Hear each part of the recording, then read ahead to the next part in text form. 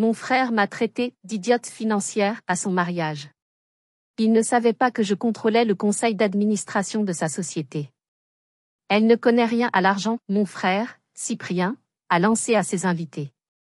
Complètement incompétente. J'ai continué à danser. Je souriais.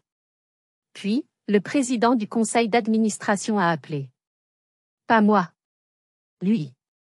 Monsieur, votre sœur détient 81% des parts, elle remplace la direction. Enfin, ce n'est pas exactement comme ça que ça s'est passé.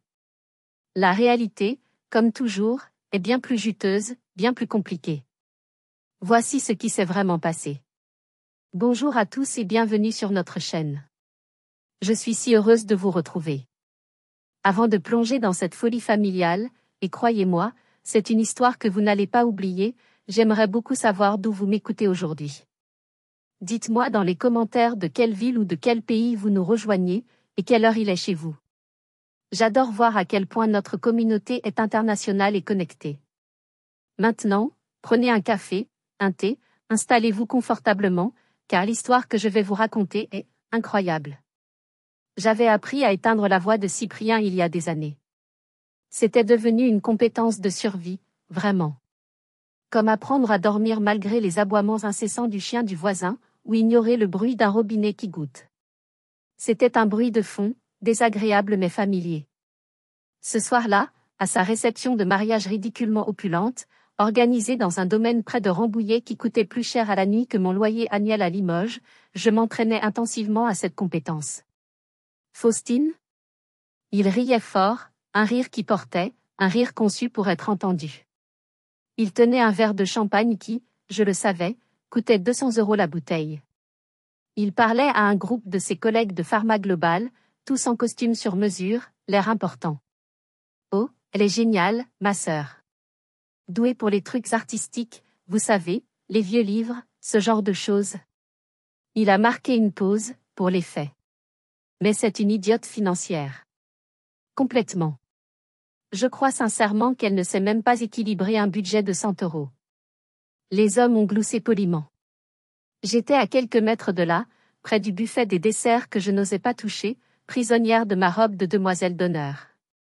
Ah, la robe. Parlons-en. Olympe, sa nouvelle et ambitieuse épouse, avait insisté sur une couleur qu'elle appelait « pêche exquise ». En réalité, c'était une sorte de saumon maladif, un « pêche malade » qui, sur moi, donnait un teint verdâtre. Le satin était lourd et grattait. Olympe, bien sûr, était resplendissante dans sa robe à 15 000 €. Choisir cette couleur pour moi n'était pas un accident. C'était une petite victoire pour elle, une façon de plus de me mettre dans ma case. J'ai ajusté la bretelle de cette horreur et j'ai pris une gorgée de mon propre verre. Pas le champagne à 200 €. Juste un mousseux correct. Cyprien, 33 ans, a toujours été l'enfant en or. Le prodige. Le soleil de la famille. Diplômé d'une grande école de commerce, vice-président à 29 ans, et maintenant, il épousait Olympe, dont le père, Hervé, était une figure influente, siégeant à la moitié des conseils d'administration de Paris. Le mariage, selon les plaintes bruyantes d'Olympe pour rester intime, avait coûté plus de 200 000 €. Et moi? J'étais Faustine, 31 ans. L'artiste. La rêveuse. La « petite chose » de Limoges. Celle qui, selon la légende familiale, vivotait en tant que traductrice indépendante. C'est ce que je leur laissais croire. C'était plus simple. Oh, Faustine, ma chérie. La voix mielleuse d'Olympe m'a sorti de ma rêverie. Elle s'est approchée, son sourire n'atteignant pas ses yeux froids. Elle tenait un verre de vin blanc. Tu es si pâle, ma pauvre. Cette couleur ne te va vraiment pas. Elle est adorable, dit-elle à une amie à côté d'elle. Cyprien m'a tout raconté sur ta petite boutique en ligne d'il y a quelques années. C'est si mignon d'avoir essayé de jouer à la marchande. Avant que je ne puisse formuler une réponse polie, son verre a accidentellement basculé. Le vin blanc glacé s'est répandu sur le satin pêche de ma robe. Un silence gêné s'est installé. Oh, mon Dieu! Faustine! Sa main a volé à sa bouche, son horreur était parfaitement jouée. Je suis tellement désolée. Je suis si maladroite. J'ai regardé la tache sombre s'étendre sur ma poitrine. Elle s'est penchée vers moi, attrapant une serviette, son souffle sentant le champagne cher. Mais en fait, murmura-t-elle pour que moi seule l'entende, ça aide presque à masquer cette couleur épouvantable, non? C'est une amélioration, presque. J'ai levé les yeux vers elle. J'ai vu la méchanceté satisfaite dans son regard. J'ai pris la serviette de ses mains. J'ai souri. Un vrai sourire, calme. Pas de problème, Olympe. Les accidents arrivent. Félicitations pour ton mariage. Je me suis retournée et je me suis éloignée. J'ai pensé au coût de sa robe. J'ai pensé au coût du champagne. J'ai pensé au coût de location de ce domaine pour le week-end, un montant exorbitant de 40 000 €. Je le savais précisément.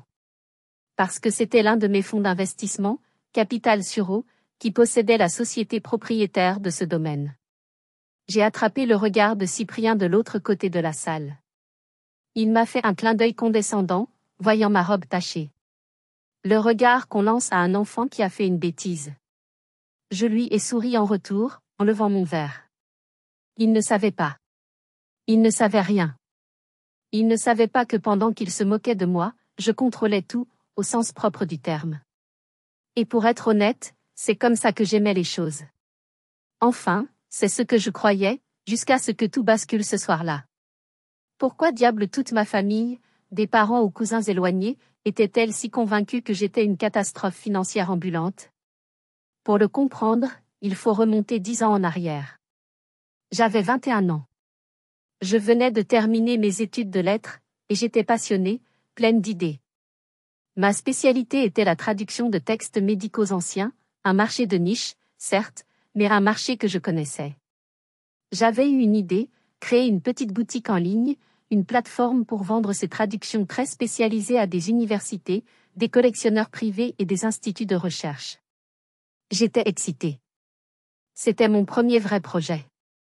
J'en ai parlé à ma famille lors d'un dîner dominical. Mon père, un homme bon mais conventionnel, a froncé les sourcils. La finance, c'est compliqué, Faustine. Tu es sûre que ce n'est pas trop pour toi? Tu devrais demander à Cyprien. Il sort d'école de commerce. Cyprien, 23 ans à l'époque et déjà insupportablement suffisant avec son premier stage en poche, avait pris un air très important. T'inquiète pas, papa. Laisse-moi aider ma petite sœur. Il m'a aidé. Oh, oui. Il m'a rédigé un plan d'affaires qui, je le réalise maintenant, était un chef-d'œuvre de sabotage délibéré. Il était absurdement complexe. Il m'a convaincu que j'avais besoin, non pas d'un simple site web, mais d'un prêt de 3 000 € de mes parents. Pourquoi? Pour acheter un logiciel de gestion de traduction hors de prix, importé, et absolument essentiel. Tu ne peux pas gérer une entreprise sérieuse avec Excel, Faustine, m'avait-il dit avec pitié. Ensuite, il m'a donné des conseils sur les coûts d'expédition, insistant sur des emballages de luxe, cartonnés, avec du papier de soie personnalisé. C'est l'image de marque, Faustine. Le BABA. J'étais jeune, je lui faisais confiance. C'était mon grand frère. En 6 mois, j'étais ruinée. Les 3 000 € s'étaient évaporés dans ce logiciel inutile et ces boîtes extravagantes. J'avais fait 2 ventes. J'étais endettée auprès de mes parents et, pire que tout, j'étais humiliée. Je m'en souviens comme si c'était hier. J'étais assise à la table de la cuisine chez mes parents, en larmes, les bilans comptables que Cyprien avait créés pour moi étalés devant moi comme une scène de crime. Il m'a tapoté l'épaule. Son expression était un mélange parfait de pitié et de « je te l'avais bien dit ». Ne t'inquiète pas, petite sœur. Ce n'est pas grave. Tout le monde ne peut pas être doué pour les affaires. C'est pas dans ta nature. Mon père avait secoué la tête, l'air déçu mais pas surpris. Laisse la finance à ton frère, Faustine. Concentre-toi sur tes livres. C'est là que tu es doué. Cet échec de 3 000 €, orchestré par mon frère, a cimenté ma réputation pour la décennie à venir. Faustine, l'artiste. Faustine, celle qui n'a pas la bosse des maths. Faustine, la rêveuse qui ne comprend rien à l'argent. J'ai pleuré ce soir-là. Mais ce n'étaient pas des larmes de tristesse. C'étaient des larmes de rage. Une rage froide et silencieuse. J'ai compris deux choses ce jour-là. Premièrement, mon frère, l'enfant en or, aimait me voir échouer. Mon échec, même minime, servait à confirmer sa propre supériorité. Il avait besoin que je sois l'idiote pour qu'il puisse être le génie. Deuxièmement, je ne le laisserai plus jamais, jamais, savoir ce que je faisais. Je ne leur donnerai plus jamais d'armes pour me blesser. La semaine suivante, j'ai pris les 500 € qui me restaient de mon job d'étudiante, le seul argent qu'ils n'avaient pas supervisé. J'ai ouvert un compte d'investissement en ligne, secrètement, sous mon seul nom. J'ai commencé à lire. Pas des romans. J'ai lu des rapports annuels. J'ai lu des analyses de marché. J'ai lu des livres sur l'investissement de valeur que Cyprien, avec son amour des mouvements audacieux et du buzz, aurait trouvé mortellement ennuyeux. J'ai commencé à investir. 50 € ici. 100 € là. J'ai découvert quelque chose d'étonnant. J'étais douée pour ça. Vraiment douée. J'avais un talent pour voir la valeur là où personne d'autre ne regardait, pour la patience, pour comprendre les chiffres que mon frère prétendait maîtriser. Cet échec de 3000 €, ce sabotage délibéré, a été la meilleure chose qui me soit arrivée. Ce fut le véritable début de ma fortune. Et il n'en a jamais rien su. Ma vie est donc devenue une étude de contraste, une œuvre d'art en deux panneaux parfaitement distincts. D'un côté, il y avait Faustine Dubois, la traductrice. C'était la version publique, la version que ma famille comprenait et approuvait avec une pitié condescendante. J'ai déménagé à Limoges. C'était une décision stratégique. C'était loin de l'agitation parisienne, loin de l'œil critique et constant de ma famille. J'ai trouvé un charmant appartement de 2 pièces, rempli de livres, avec un petit balcon donnant sur une rue pavée calme. Je payais un loyer modeste. Et la chose la plus drôle? J'adorais ce travail. Vraiment. Ce n'était pas seulement une couverture, même si c'en était une excellente. C'était mon encre. J'aimais le silence, la concentration, la beauté de transformer un texte ancien, poussiéreux, en quelque chose de compréhensible et d'utile. Ce travail nourrissait mon esprit. Il me gardait humble. Il me gardait saine d'esprit. Ma vie à Limoges était simple, calme et authentique. Je payais mes impôts en tant que traductrice. Je vivais confortablement, mais très modestement. Je mettais de l'argent de côté de ce travail, un petit pécule que je déclarais fièrement à ma famille, qui hochait la tête en disant « C'est bien, ma chérie.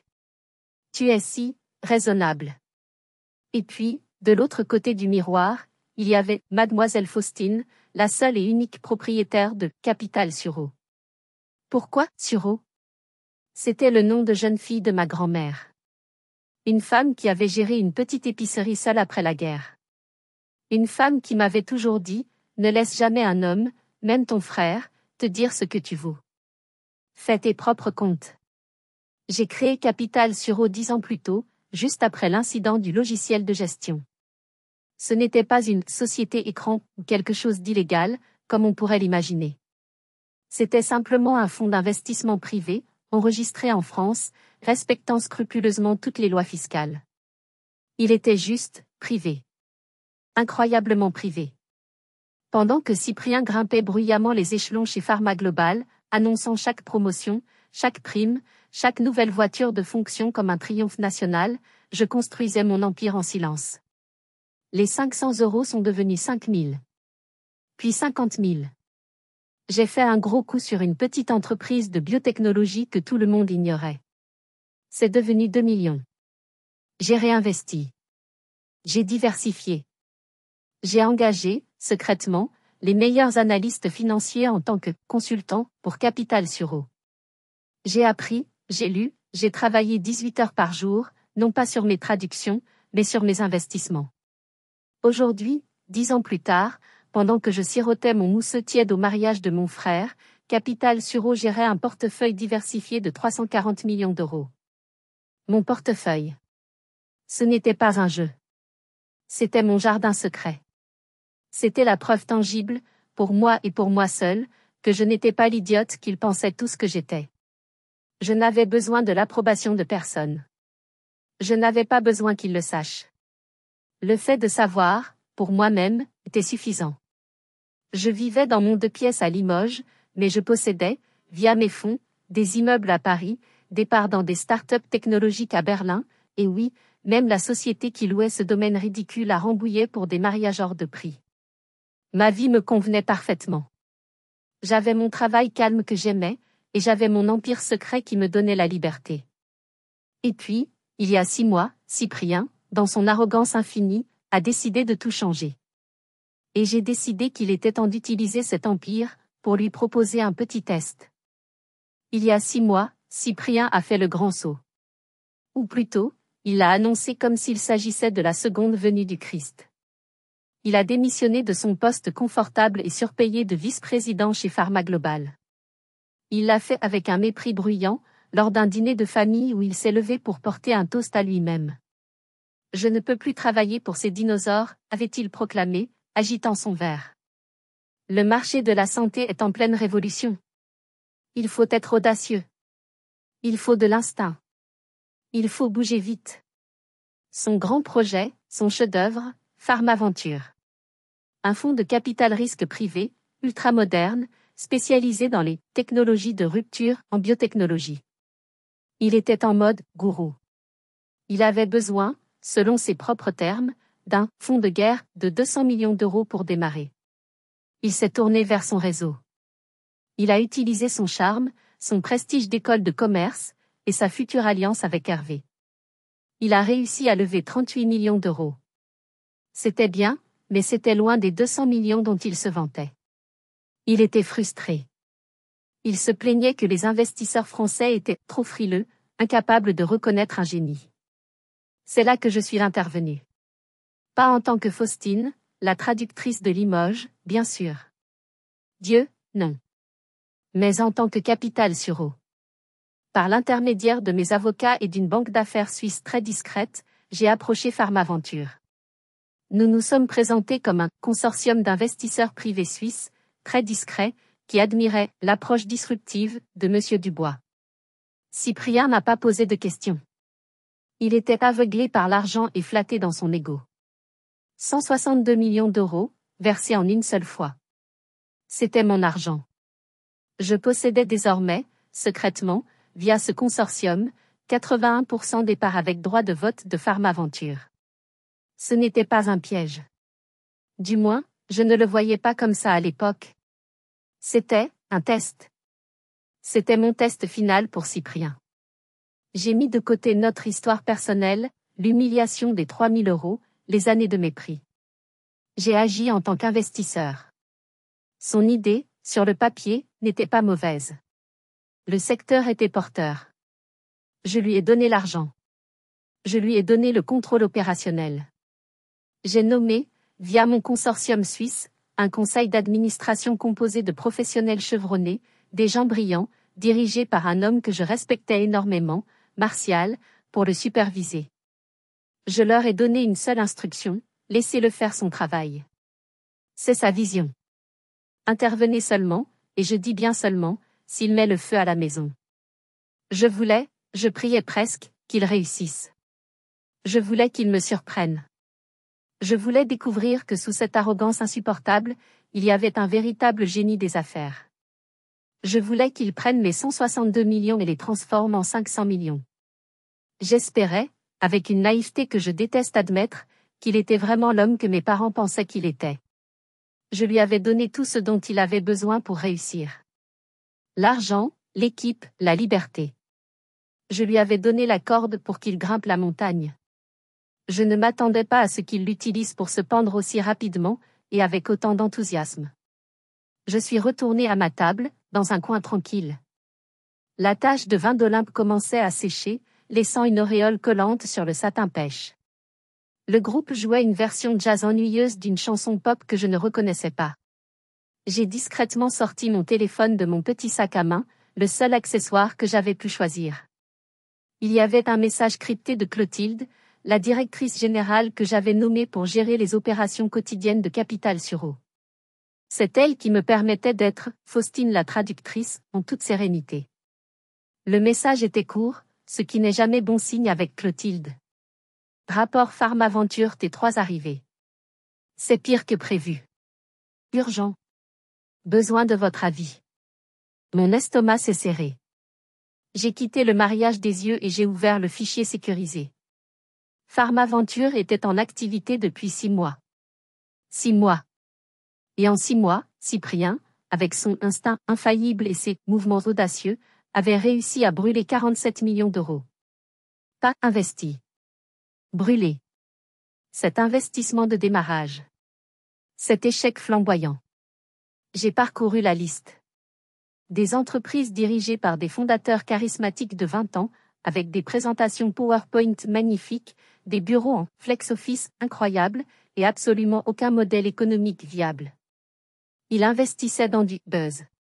Il investissait dans des gens qui lui ressemblaient. Ce n'était pas du capital risque. C'était un feu de joie avec mon argent. Mais ce n'était pas le pire. Le nouveau problème, celui pour lequel Clotilde m'écrivait, était un investissement que Cyprien essayait désespérément de faire passer. 30 millions d'euros.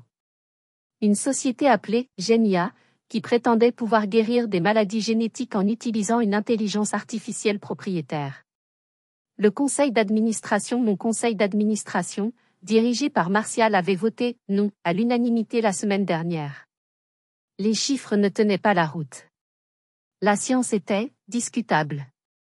Je connaissais cette société. J'avais fait mes propres recherches des semaines auparavant, bien avant Cyprien. Le fondateur était un ancien étudiant en médecine, un type brillant mais instable, qui avait été discrètement renvoyé de son université pour, vous l'aurez deviné, falsification de données de recherche.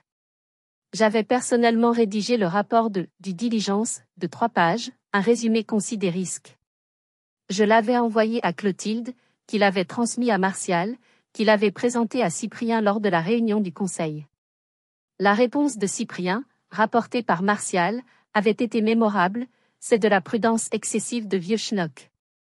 Vous ne comprenez pas l'innovation. Le mec est un visionnaire, il a juste été incompris. J'ai confiance en mon instinct. Mon instinct à moi me disait que mon frère était soit incroyablement stupide, soit dangereusement arrogant. Ou, plus probablement, un mélange toxique des deux. 47 millions partis en fumée. Et maintenant, il essayait de jeter 30 millions de plus dans un trou noir dirigé par un fraudeur connu, contre l'avis unanime de son propre conseil. J'ai levé les yeux de mon téléphone. Mon cœur battait la chamade, non pas de peur, mais de colère. Une colère froide.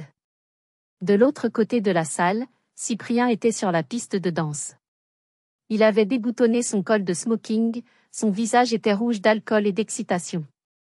Il riait, les bras levés en signe de victoire, comme s'il était le roi du monde, le génie de la finance qu'il avait toujours prétendu être. Il faisait confiance à son instinct plutôt qu'aux faits. Et cet instinct était sur le point de tout faire exploser. Sérieusement, que feriez-vous à ma place? Vraiment. Mettez-vous 2 secondes à ma place. Vous voyez quelqu'un d'aussi arrogant, quelqu'un qui vous a méprisé, vous a humilié, vous a traité d'idiote toute votre vie, et là, il est en train de jouer avec 162 millions d'euros de votre argent durement gagné comme si c'était de l'argent de Monopoly. J'étais furieuse. Dites-moi dans les commentaires comment vous auriez réagi à ce stade. Auriez-vous tout arrêté sur le champ? L'auriez-vous confronté devant tout le monde? Dites-moi ce que vous auriez fait. J'essayais de calculer mentalement les dégâts. 47 millions perdus, plus 30 millions qu'il essayait de perdre. C'était 77 millions d'euros. Près de la moitié de mon investissement initial, en 6 mois. Ma mâchoire s'est crispée. J'ai envoyé une réponse à Clotilde, je m'en occupe. Surveillez les comptes. Bloquez tout. J'allais me lever et partir, j'en avais assez vu quand Cyprien lui-même est apparu à côté de moi, sortant de nulle part. Il avait bu. Beaucoup. On pouvait le sentir à 10 mètres. Faustine. Il m'a passé un bras lourd autour des épaules, me renversant presque de ma chaise. Ma petite sœur. Ma petite traductrice. Pourquoi tu te caches dans ton coin sombre? J'ai poliment, mais fermement, retiré son bras. L'odeur de champagne et de sueur était écœurante. Je profite de la fête, Cyprien. C'est très réussi. Félicitations. Ouais, ouais. Il a regardé la foule avec une satisfaction bouffie, se balançant légèrement sur ses pieds. C'est que le début, tu sais. Farmaventure, on va tout retourner. On va changer le monde. Je parle à des fonds de pension, bientôt, on gérera des milliards. Des milliards. Il s'est penché plus près, son visage bouffi à quelques centimètres du mien. Son ton est devenu conspirateur, et incroyablement condescendant. Dis-moi, Faustine, a-t-il dit, sa voix pâteuse. Tu as combien de côtés? Sérieusement. J'ai haussé un sourcil, gardant mon visage parfaitement neutre. Quoi? Combien tu as en économie? Sur ton, je sais pas, ton livret A. Il a ri de sa propre blague. Allez, dis-moi. 10 000 euros? Peut-être 20 000? Tu dois bien avoir ça, non, en traduisant tes vieux papiers? Je suis restée silencieuse. Le regarder dans les yeux. Écoute, a-t-il continué, me prenant par le bras, sa poigne devenant un peu trop forte. Je suis généreux. C'est mon mariage, je suis de bonne humeur. Donne-les-moi. Te donner quoi, Cyprien? Tes économies. Tes 20 000. Je vais les investir pour toi. Je vais les mettre dans un petit fonds à moi. Je vais te montrer les bases. Je te le dis, je peux te garantir, allez, 10% par an. Facile. C'est pas grand-chose pour moi, mais ça t'aidera. Il me regardait avec une pitié sincère. Une pitié écœurante. Je te dis ça parce que je suis ton grand frère, a-t-il dit, se redressant, se prenant pour un philanthrope. Je ne veux pas que tu restes pauvre toute ta vie à Limoges, à traduire tes vieux papiers poussiéreux. Il faut penser à ta retraite, Faustine. Il faut construire de la richesse. L'ironie. L'ironie était si épaisse, si lourde, que j'aurais pu m'étouffer avec. Lui, qui avait perdu 47 millions d'euros de mon argent en 6 mois. Lui, qui essayait de frauder son propre conseil d'administration. Lui, m'offrait, par pitié, de gérer mes 20 000 euros d'économie. J'ai regardé cet homme. Ce visage suffisant. Ses yeux vitreux. Cette arrogance qui suintait de chaque pore de sa peau. Et j'ai pris une décision. Le test était terminé. Il n'y avait plus d'espoir. Il n'y avait plus de « peut-être ». J'ai levé mon verre de mousseux. J'ai affiché mon plus doux sourire de « petite sœur idiote ». Merci pour l'offre, Cyprien. C'est incroyablement généreux de ta part. Je vais y réfléchir. Je sais. Il m'a fait un clin d'œil, déjà désintéressé, cherchant la prochaine personne à impressionner. Je suis comme ça. Et à cet instant précis, à cet instant de pure clarté, mon téléphone a vibré dans ma main. Pas un message. Un appel. Je n'ai même pas eu besoin de regarder l'écran. Je savais qui c'était. C'était l'appel que j'attendais.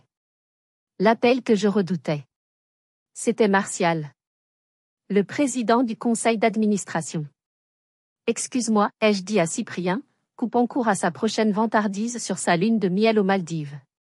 C'est pour une traduction urgente. Je dois prendre ça. Il m'a congédié d'un geste de la main, agacé. Ouais, le travail t'appelle. Vas-y. Je me suis levée, ma robe collant désagréablement à ma peau. Je me suis dirigée vers les portes-fenêtres qui donnaient sur la terrasse.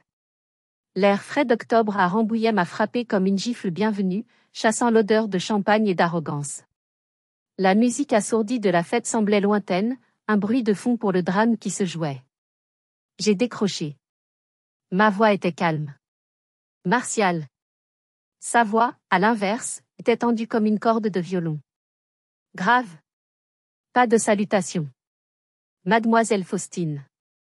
Je suis au regret de vous déranger à cette heure. Surtout aujourd'hui. Mais nous avons une situation d'urgence absolue. Mon cœur s'est mis à battre plus fort, une pulsation lente et lourde. Je vous écoute, Martial. Est-ce à propos de Genia? Pire, dit-il, et j'ai entendu le bruit de papier froissé. Cyprien. Il y a 1 heure, il a envoyé un email. Pas au conseil. À tous les investisseurs. Oh, non. Mon sang s'est glacé. Les 38 millions d'euros d'investisseurs extérieurs, a continué Martial. Son beau-père, ses amis de Pharma Global, tous les gens qu'il a amenés. Qu'a-t-il dit, Martial? J'ai demandé, ma voix n'étant plus qu'un murmure.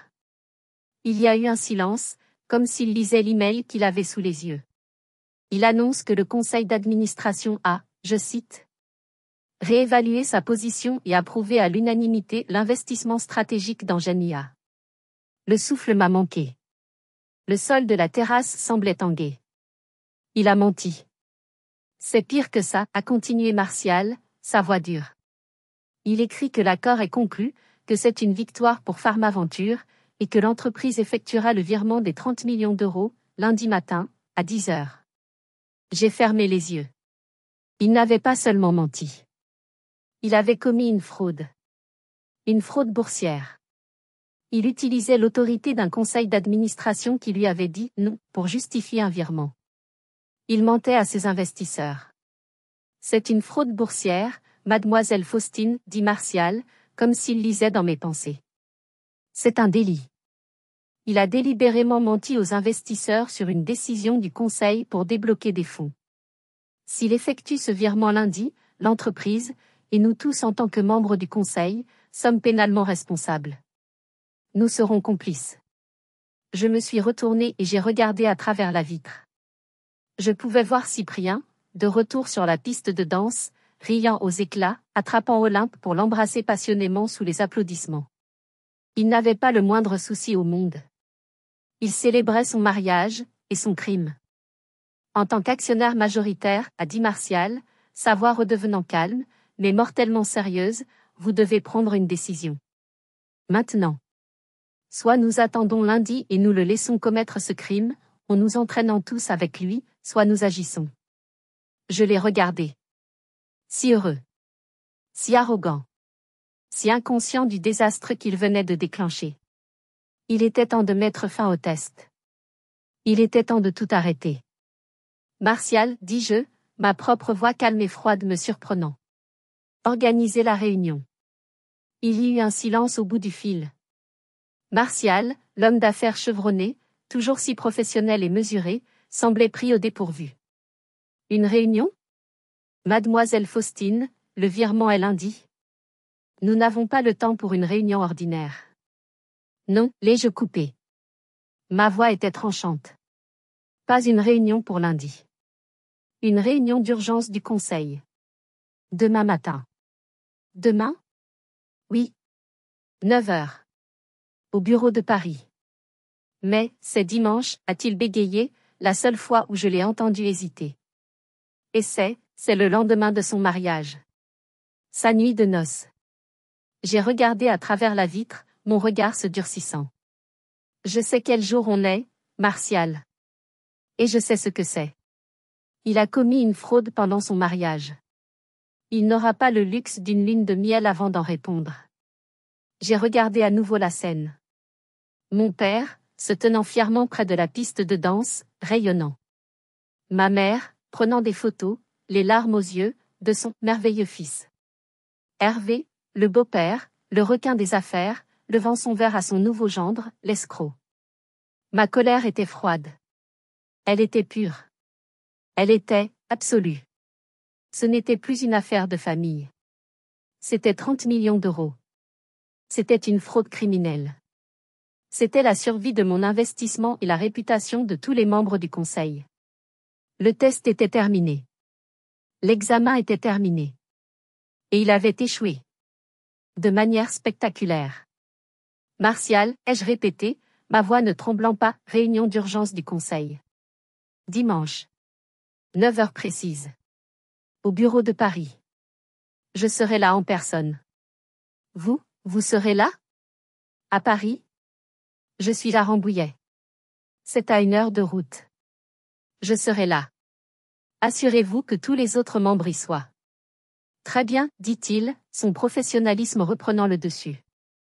Je m'en occupe. Je préviens le conseil. Et Cyprien? Oh, oui. Surtout Cyprien. Il doit être là. C'est le principal point à l'ordre du jour. Comment dois-je formuler la convocation? Il va demander qui? J'ai souri. Une grimace froide dans l'obscurité de la terrasse. Dites-lui la vérité, Martial. Dites-lui que la réunion est convoquée, avec effet immédiat, par l'actionnaire majoritaire. Point. Mais il va devenir fou. Il va se demander qui c'est. Exactement, ai-je dit. C'est exactement ce que je veux. Laissez-le chercher. Laissez-le transpirer. J'ai raccroché avant qu'il ne puisse protester. Je suis resté là un moment, laissant l'air froid calmer la fournaise dans ma poitrine. J'ai regardé mon téléphone. 22h30. Je voulais qu'il ait quelques heures d'angoisse. Je voulais qu'il reçoive cette notification en pleine nuit de noces. Je voulais que sa première nuit en tant qu'homme marié soit passée à se demander, frénétiquement, qui tirait vraiment les ficelles de sa vie. J'ai bu la dernière gorgée de mon mousseux. Il était temps de rentrer à mon hôtel. J'avais loué une petite chambre dans une auberge voisine, loin du faste. J'avais une grosse journée demain. Je n'ai pas eu besoin d'attendre. Le destin, ou peut-être Martial, était plus rapide que je ne le pensais. Alors que je traversais la salle de bal pour récupérer mon manteau, mon téléphone a vibré dans ma main. Ce n'était pas un appel. C'était la notification groupée de Martial, envoyée par email sécurisé à tous les membres du conseil, y compris Cyprien. Convocation urgente, réunion du conseil d'administration de Pharmaventure, dimanche 15 octobre, 9h. Objet, discussion et vote sur une action de gestion immédiate. Convoqué par l'actionnaire majoritaire, 81% des droits de vote, point. J'ai ralenti ma marche. Je me suis retourné. Cyprien était toujours sur la piste de danse. Il tenait Olympe dans ses bras, ils s'embrassaient sous les applaudissements ivres de leurs invités. La musique était forte. Sa poche de smoking a vibré. Il l'a ignorée, trop occupé par sa femme. Elle a vibré à nouveau. Plus longuement. Une alerte. Agacé, il a repoussé Olympe doucement, a plongé la main dans sa poche et a sorti son téléphone. Olympe, dans ses bras, a fait la moue, contrariée par l'interruption. J'ai regardé son visage. Je me suis arrêté, près de la sortie, à moitié caché par une plante verte géante. Le sourire sur son visage s'est figé. Il a cessé de danser. Olympe, toujours dans son élan, a failli trébucher. Il a lu l'email. Une fois. 2 fois. Son visage est passé de l'ivresse joyeuse à la confusion totale. Quoi? Je l'ai entendu dire, même à travers la musique. Sa voix était soudainement sobre. C'est quoi, cette blague? Il a levé les yeux, cherchant frénétiquement quelque chose dans la salle. Il cherchait. Martial? Il cherchait Hervé? Son regard a balayé la salle, sauvage, paniqué. Et il s'est posé sur moi. Je me tenais près de la sortie, mon manteau à la main. Nos regards se sont croisés. Je n'ai pas bougé. Je n'ai pas souri. Je n'ai pas eu l'air triomphante. J'ai juste tenu son regard. Il a vu mon expression. Et pour la première fois de ma vie, j'ai vu quelque chose dans ses yeux. Pas de l'arrogance. Pas de la pitié. De la peur. Une peur pure. Il a lâché Olympe. Littéralement, il l'a laissée tomber. Elle a poussé un cri de surprise. Il a fendu la foule en titubant vers moi, son téléphone brandi comme une arme. Faustine. Il m'a attrapé le bras. Sa poigne était douloureuse. Tu as vu ça? C'est quoi ce bordel? Il m'a fourré son téléphone sous le nez. Une réunion? Demain? Dimanche? Convoqué par l'actionnaire majoritaire? J'ai doucement retiré mon bras de sa poigne. Ma voix était calme. Je ne sais pas, Cyprien. Je viens de le recevoir aussi, je crois. J'ai fait semblant de regarder mon téléphone. Tu sais qui c'est, Capital-sur-Eau? Il criait presque. Les gens commençaient à regarder. Non, Cyprien. Je ne sais pas. Ils disent qu'il possède 81%. C'est impossible. C'est un mensonge. Je connais tous mes investisseurs. Il avait l'air fou. C'est pas un de tes amis traducteurs fauchés qui fait une blague? L'insulte. Elle était si automatique, si ancrée en lui, même dans sa panique. Je ne pense pas, non, ai-je dit calmement. Je pense que je vais rentrer à mon hôtel maintenant. J'ai de la route à faire demain pour rentrer à Limoges. C'était un petit mensonge, mais un mensonge nécessaire pour la scène. Tu ne vas nulle part. Cyprien. La voix d'Olympe a claqué comme un fouet. Elle était derrière lui, son visage un masque de fureur. Qu'est-ce que tu fais? Tu es en train de gâcher notre mariage. Reviens sur la piste de danse. Maintenant. Il s'est retourné vers elle, puis vers moi, pris au piège entre deux feux. Je lui ai adressé un petit signe de tête. Bonne nuit de noces, grand frère. J'espère que tu trouveras qui c'est. Je l'ai laissé là, pâle et transpirant dans son smoking à 5000 €, coincé entre sa nouvelle femme furieuse et le fantôme de l'actionnaire majoritaire. La nuit allait être très, très longue pour lui. Dimanche matin, 8h45. Le hall du bâtiment de bureau parisien était silencieux, presque fantomatique.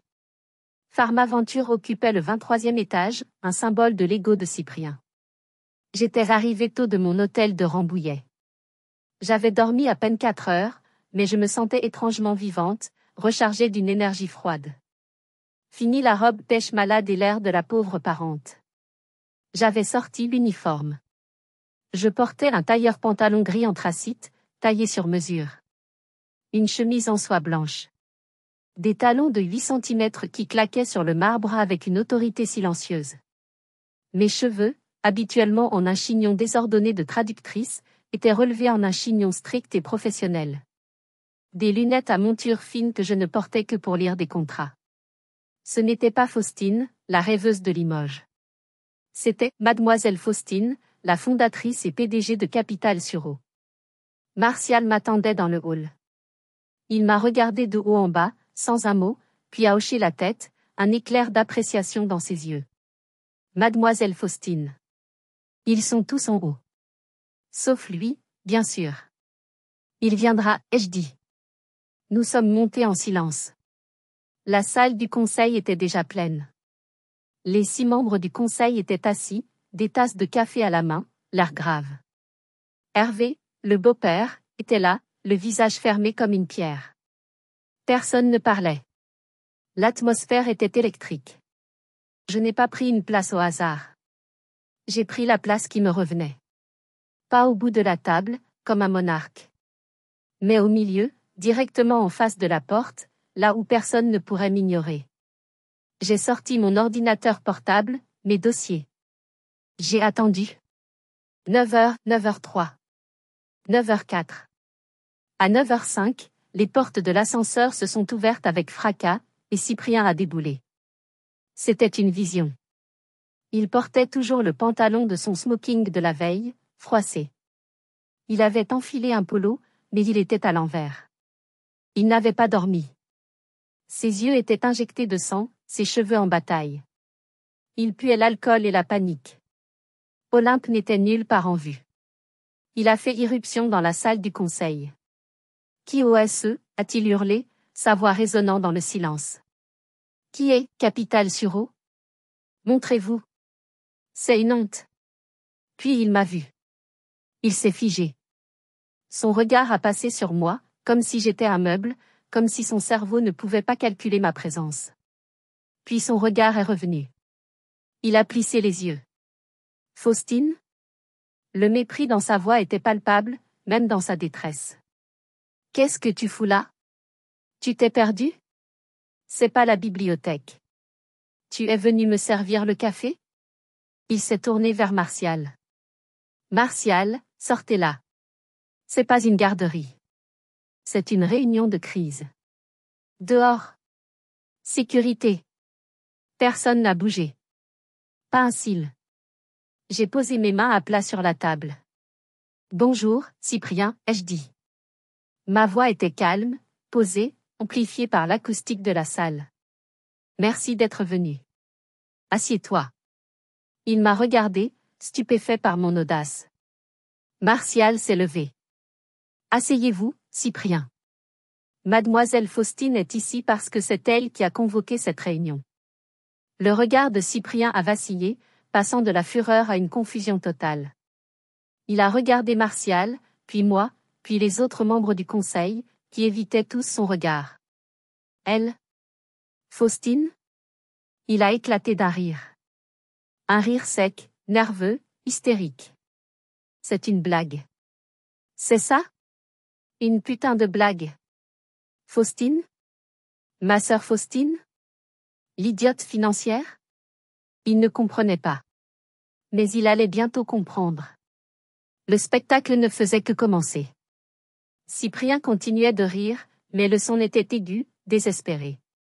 Elle? Elle a convoqué la réunion? C'est génial. Vous m'avez fait peur. Il s'est tourné vers le conseil. Très drôle, la blague. Maintenant, Martial, arrêtez cette comédie. Qui est le vrai actionnaire? Il est temps que les adultes parlent. Je l'ai laissé s'agiter pendant un moment. J'ai laissé le silence s'installer, lourd, pesant. Tous les regards étaient tournés vers moi. Puis j'ai pris la parole. Tu n'as toujours pas compris, n'est-ce pas, Cyprien? Il s'est arrêté de rire. Il m'a dévisagé. Comprendre quoi? Que ma sœur l'idiote s'est incrustée dans une réunion de crise? Faustine, sors. Je suis sérieux. Dehors. Maintenant. Les adultes doivent parler. J'ai secoué la tête, presque tristement. Tu as demandé qui est Capital Sureau, point. J'ai ouvert le dossier que j'avais devant moi. J'en ai sorti un seul document. J'ai fait glisser le papier sur la longue table en acajou. Il a glissé parfaitement, s'arrêtant juste devant lui. Lis-le. Il a regardé le papier, puis moi. Je n'ai pas le temps pour tes jeux. C'est quoi, ça, un de tes poèmes? Lis-le, ai-je commandé. Ma voix n'était pas forte. Elle était tranchante. Elle n'acceptait aucune négociation. Surpris par mon ton, il a baissé les yeux. C'étaient les statuts de Capital Sureau. Sur la ligne, fondateur et principal actionnaire, mon nom, Faustine Dubois. Il l'a lu. Il a froncé les sourcils. Son cerveau luttait. C'est ton nom. C'est quoi ce faux document? C'est illégal. J'ai sorti un autre document. L'acte d'investissement. L'accord de 162 millions d'euros entre Capital Sureau et Pharmaventure, signé par lui, certifié par les banques suisses. C'est l'argent, Cyprien. L'argent que tu as si joyeusement accepté. Tu as demandé qui est Capital Sureau, ai-je répété, lentement, comme on parle à un enfant. Je me suis levé. Lentement. J'ai posé mes deux mains sur la table et je me suis penché en avant. C'est moi. Le silence dans la salle était absolu. On aurait pu entendre une épingle tomber sur la moquette épaisse. Cyprien m'a regardé. Son visage, déjà pâle, est devenu cireux. Sa bouche s'est ouverte, puis fermée. Non. C'était un murmure. Non. C'est impossible. Pourquoi? Parce que je suis une femme? Ou parce que je suis ta sœur? Ou parce que je vis à Limoges? Tu es traductrice, a-t-il bégayé, se raccrochant à la seule réalité qu'il connaissait. Tu vis dans un 2 pièces. Tu m'as demandé de l'aide pour ta boutique il y a 10 ans. Je suis traductrice, oui, ai-je dit. Et j'aime ça. Mais c'est ce que je fais. Ce n'est pas ce que je suis. Ce que je suis, Cyprien, c'est l'investisseur qui a financé 81% de ta société. Je suis celle qui t'a donné 162 millions d'euros de son propre argent. Je suis l'actionnaire majoritaire. Non, non. Il secoua la tête, comme pour chasser une image. J'ai cru en ton idée, Cyprien, ai-je continué, ma voix s'adoucissant un instant. Je voulais qu'il comprenne. J'ai cru qu'il y avait peut-être quelque chose de réel sous toute cette arrogance. J'ai cru que tu étais peut-être vraiment le génie que papa et maman ont toujours vu. Je t'ai donné l'argent. Je t'ai donné une équipe de classe mondiale. Je t'ai donné 6 mois. Je t'ai donné une chance. Je me suis rasseyant. Mon ton est redevenu dur comme de l'acier. Son visage est devenu blanc. Mais le choc de mon identité n'était rien comparé à ce qui allait suivre. Maintenant, ai-je dit en ouvrant le reste de mon dossier et en allumant le projecteur, parlons de Genia.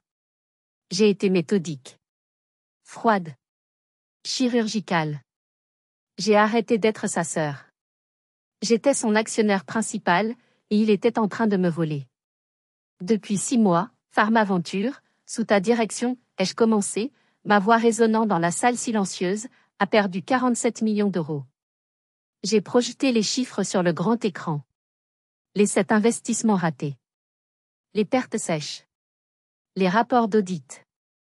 Des pertes qui ne sont pas dues à des risques de marché, mais à une négligence grave. J'ai continué. Tu as personnellement reçu et ignoré au moins 3 rapports de due diligence détaillés de ce conseil, ai-je dit, en regardant Martial, puis Hervé, y compris celui sur Genia, qui identifiait le fondateur, M. Vasseur, comme un fraudeur ayant falsifié ses diplômes et ses données de recherche. Cyprien était sans voix. Il regardait les chiffres sur l'écran, sa bouche entr'ouverte. Et enfin, ai-je dit, arrivant au cœur du problème. Hier soir. À 22h30. Pendant ton mariage, et après que ce conseil t'ait explicitement et unanimement interdit de poursuivre l'accord Genia, tu as fait ceci. J'ai projeté son email. L'email frauduleux envoyé à tous les investisseurs. Approuvé à l'unanimité. Victoire stratégique. Virement des 30 millions lundi. Un silence de mort s'est abattu sur la salle. Hervé a fermé les yeux, comme s'il souffrait physiquement. C'est un malentendu, a bégayé Cyprien, trouvant enfin sa voix. J'allais leur expliquer. C'est juste, de la sémantique. J'allais obtenir votre approbation. Tu as menti, Cyprien, ai-je dit froidement. Tu as commis une fraude.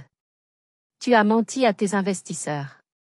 Tu as menti à ce conseil. Tu as essayé de voler 30 millions d'euros. Non. Il s'est tourné, désespéré, vers son dernier espoir. Son beau-père. Hervé. Sa voix était un gémissement. Hervé, dis-leur. C'est une erreur. Je suis ton gendre. Olympe. Pense à Olympe. Nous sommes une famille, non? Tu ne peux pas laisser, elle. Il m'a pointé du doigt, me faire ça. Hervé, qui n'avait pas dit un mot, a lentement tourné la tête vers lui. Son visage était impassible, celui d'un joueur de poker. Cyprien, dit-il d'une voix grave, qui ne laissait place à aucune émotion. Je suis membre de ce conseil d'administration avant d'être ton beau-père. Et en tant que membre du conseil, j'ai une obligation fiduciaire. Une responsabilité. Il s'est tourné vers moi. Mademoiselle Faustine. Vos informations sont correctes. Les actions de Monsieur Dubois sont indéfendables. Elles sont illégales. Puis il s'est retourné vers Cyprien. Vous avez menti. Vous avez commis une fraude. Vous avez mis cette entreprise en péril, et vous avez mis ma réputation en péril. La famille n'a rien à voir là-dedans. Mais, Olympe, a chuchoté Cyprien. Olympe sera très déçue d'avoir épousé un criminel, a dit froidement Hervé. Je soutiens la proposition de capital sur eau. Cyprien m'a regardé, horrifié. Quelle proposition? Quelle proposition? Tu ne peux pas. Tu es ma sœur. J'ai pris la parole. La proposition, mise aux voix maintenant, est de te révoquer de ton poste de PDG de Pharmaventure pour faute grave, fraude et négligence grave, avec effet immédiat. Martial a dit, formellement, je demande un vote. Tous ceux en faveur de la révocation de Cyprien Dubois? 7 mains se sont levées. Y compris la mienne. Y compris celle d'Hervé. Le vote est unanime, a dit Martial. Cyprien, tu es démis de tes fonctions, avec effet immédiat. Cyprien s'est effondré sur sa chaise, comme si on lui avait coupé les jambes. L'homme en or venait de rouiller et de s'effondrer en un tas de poussière. Le silence a duré longtemps. Cyprien fixait la table, ses mains tremblant si fort qu'elles faisaient vibrer sa tasse de café vide. Il n'était plus arrogant. Il n'était plus rien. Juste un homme brisé dans un polo froissé. J'ai pris la parole une dernière fois. J'ai essayé de trouver un reste de pitié en moi, mais il n'y en avait pas. Juste, de la lassitude. Tu as deux options, Cyprien. Il a levé les yeux, son regard vide. Option 1, tu démissionnes. Maintenant. Volontairement. J'ai fait glisser un autre document sur la table. Nous rédigerons un communiqué de presse parlant de différences stratégiques irréconciliables. C'est propre. Tu pars. Tu conserves tes 12% d'actions dans la société, qui ne valent plus grand-chose grâce à toi, mais tu les gardes. Tu t'en vas, et nous n'irons pas plus loin. J'ai fait une pause, le laissant absorber cela. Option 2, tu refuses. Nous te licencions officiellement pour faute grave.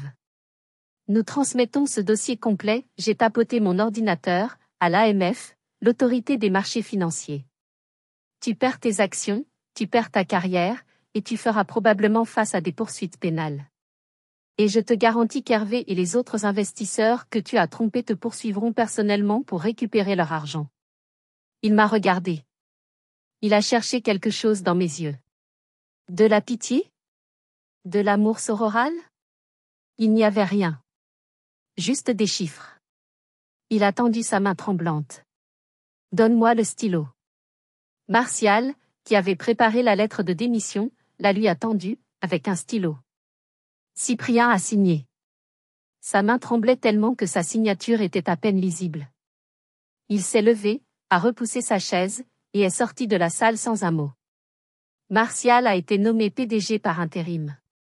La réunion a été levée. J'ai rangé mes affaires. J'ai fermé mon ordinateur portable. Hervé s'est approché de moi. Mademoiselle Faustine. Un travail remarquable. Je dois appeler ma fille. Il avait l'air d'un homme qui avait vieilli de 10 ans. Je suis parti. Dans l'ascenseur, j'ai enlevé mes lunettes. J'ai détaché mes cheveux. Je n'ai pas pris le train pour Limoges.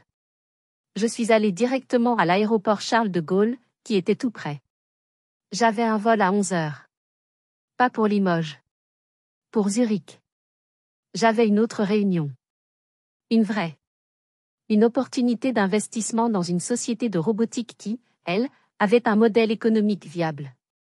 Alors que j'attendais à la porte d'embarquement, mon téléphone a vibré. Un message de Cyprien. Je te déteste. J'ai souri tristement et j'ai répondu. Je sais. Mais tu t'en sortiras. Tu l'as toujours fait. Une minute plus tard, un autre message. Papa et maman ne te le pardonneront jamais. J'ai regardé ce message. Papa et maman. Toujours les enfants. Toujours se cacher derrière eux. Je n'ai pas répondu. J'ai éteint mon téléphone. Probablement pas, non. Ils ne me le pardonneraient pas. Mais je n'avais pas fait ça pour eux. Je ne l'avais même pas fait pour moi. Je l'avais fait parce que c'était la seule chose à faire. On dit qu'il ne faut jamais sous-estimer une femme silencieuse. On dit qu'il faut se méfier de l'eau qui dort. Mon frère, ma famille, ils pensaient que j'étais un petit étang boueux, calme et inoffensif. Ils n'ont pas vu que j'étais un tsunami. Et le truc avec les tsunamis, c'est que le temps qu'ils vous voient venir, il est déjà trop tard. C'était à 3, ou trop, merci d'avoir écouté mon histoire jusqu'au bout. C'était intense, même à raconter. Maintenant, je veux savoir ce que vous en pensez. Vraiment. Pensez-vous que j'ai eu raison d'aller jusqu'au bout? Ai-je été trop dure, trop froide, ou est-ce que Cyprien méritait exactement ce qui lui est arrivé? Et vous, avez-vous déjà dû cacher qui vous étiez, ou ce dont vous étiez capable, pour protéger votre paix, ou vos affaires, ou simplement pour survivre à une dynamique familiale compliquée? Partagez vos pensées et vos propres expériences dans les commentaires ci-dessous. J'ai hâte de vous lire. Si cette histoire vous a plu, Si vous avez ressenti cette montée d'adrénaline avec moi, merci de cliquer sur le bouton « J'aime », c'est très important pour nous et ça aide la chaîne. Et si ce n'est pas déjà fait, abonnez-vous et activez la petite cloche pour ne jamais manquer une histoire de famille compliquée. Prenez soin de vous, et à la prochaine.